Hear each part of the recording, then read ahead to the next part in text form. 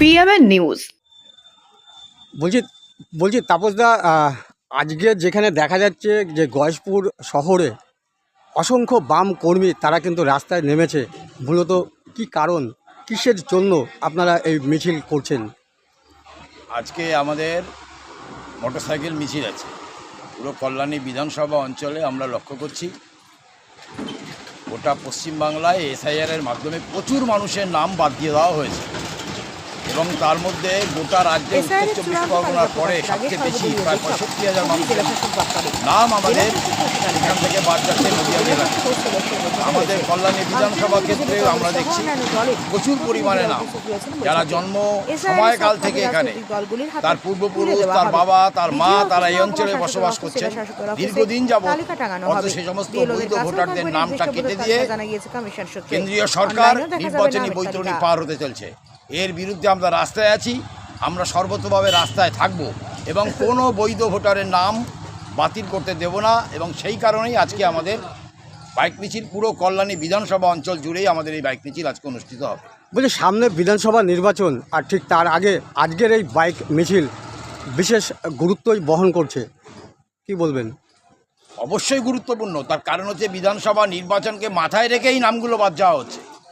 এর আগে আমরা দেখেছি এনআরসির নাম দিয়ে আসামে কয়েক লক্ষ মানুষের নাম বাদ দেওয়া হয়েছে এবং তারপর এসআইআরের মাধ্যমে বিহারে, প্রতিটা রাজ্যে এই এসআইআরের নাম করে সাধারণ মানুষকে হয়রানি করা হচ্ছে।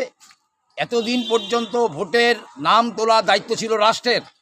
আমরা লক্ষ্য করছি যাদের মানুষের দ্বারা নির্বাচিত 2024 সালের যে ভোট হয়ে গেল, 24 সালের ভোটেও যে কেন্দ্রীয় সরকার এই সাধারণ মানুষের দ্বারা নির্বাচিত, তারপর এত মানুষের নাম কেটে দিয়ে তার রাজ্যের ক্ষমতা দখল করবার জন্য মরিয়া প্রচেষ্টা চালাচ্ছে।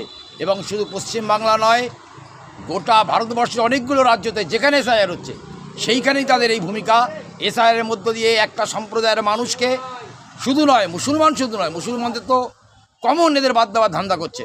এবং তারপরে সাধারণ যে মতুয়া শ্রেণী, আমাদের কল্যাণী বিধানসভা অঞ্চলে প্রচুর পরিমাণে মতুয়াদের নাম বাদ যাচ্ছে এবং এই কারণে নিশ্চয় একটা ইঙ্গিতপূর্ণ বিষয়। এবং আমরা রাস্তায় মানুষের কাছে, সাধারণ মানুষের কাছে তুলে ধরতে চাইছি যে এই নামগুলোকে আমরা তাদের পাশে আছি, তাদের কোনো নাম আমরা বাদ দিতে দেব না, তাদের জন্য শেষ বিন্দু দিয়ে আমরা লড়াই করব। বলছি এর প্রতিফলন কি ভোট বাক্সে পড়বে? সব কিছু তো আমরা ভোটের জন্য করি না, মানুষ দেখবে, মানুষ বুঝবে। একদিকে দুর্নীতির পাহাড়, আর একদিকে সাধারণ মানুষকে নিষ্পেষণ করার যে যন্ত্র, তার বিরুদ্ধে মানুষ নিশ্চয়ই তার মতামত দেবে। কিন্তু সমস্ত কর্মসূচি মানুষের পাশে দাঁড়ানোর জন্য, শুধু নির্বাচনী বৈতরণী পার হওয়ার জন্য আমাদের এই কর্মসূচি নয়। বলছি এটা কি একটা চক্রান্ত বলা যেতে পারে? চক্রান্ত তো অবশ্যই। এর সঙ্গে কি কেন্দ্র এবং রাজ্য জড়িত আছে? রাজ্য এই ক্ষেত্রে হয়তো সরাসরি রাজ্যের নেই যুক্ত, কিন্তু কেন্দ্র যুক্ত আছে, বিষয়ে কোনো সন্দেহ নেই।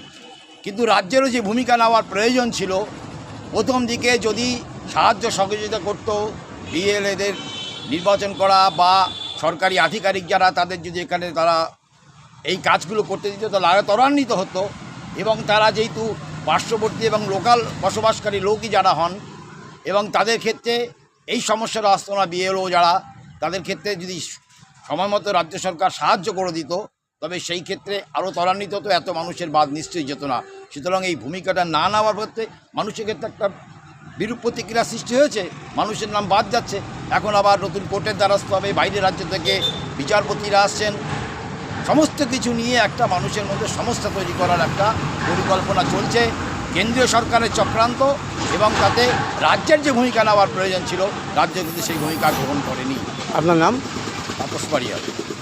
আপনি গয়েশপুর এরিয়া কমিটির সম্পাদক। তাদের যারা এখানে অংশগ্রহণ করতে এসছে তাদের সবাইকে সংগ্রামী অভিনন্দন জানাই, লাল সালাম জানাই। আরো অনেকে আসছেন, কিন্তু খুব বেশি বিলম্ব আমরা করব না। আমরা এখানে অরুণাকে সঙ্গীত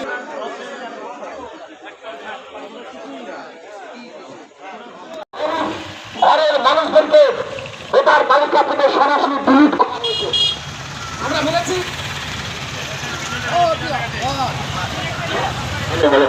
সরাসরি ডিলিট করা হয়েছে। আমরা বলেছি যোগ্য ব্যক্তিদেরকে যাদেরকে ভোটার তালিকা থেকে বাদ দেওয়া হলো, এই বাদটা কেন দেওয়া হলো? আমরা মুখার্জি আর মুখোপাধ্যায় বুঝতে পারছে না, মুখার্জির বানান বুঝতে পারছে না, ছেলের একরকম, বাবার একরকম, বুঝতে পারছে না, দুজনকে আলাদা করে দিচ্ছে, তাদের হিয়ারিং হচ্ছে। এবং সেই হিয়ারিং পরবর্তীতে আবার সুপ্রিম কোর্টের মামলা পরবর্তী সময় হলো। এই মামলার পরবর্তীতে যখন বিচারকরা এটা গ্রহণ করলেন যে তাদেরকে নিষ্পত্তি করতে হবে, তারা বেশ অনেক সংখ্যক ভোটারের নাম রেখে দিলেন বিচারাধীন, অ্যাডজুডিকেশন বলে রেখে দিলেন। এইবার ভোটার লিস্টে নতুন ভাবে আমরা দেখছি একটা সংখ্যক নাম রয়েছে যারা সঠিকভাবে রয়েছে, একটা সংখ্যক নাম রয়েছে যাদের নাম বাদ গেছে, আর একটা বড় সংখ্যক নাম রয়েছে যারা বিচারাধীন বলে রয়েছেন। আমরা বলতে চাই, যাদের নাম মৃত বা শিফটেড বা অন্যত্র চলে যাওয়া অ্যাবসেন্টি ভোটার ছাড়া যাদের নাম বাতিল করা হয়েছে, তাদেরকে পুনরায় নাম তোলার সুযোগ দিতে হবে।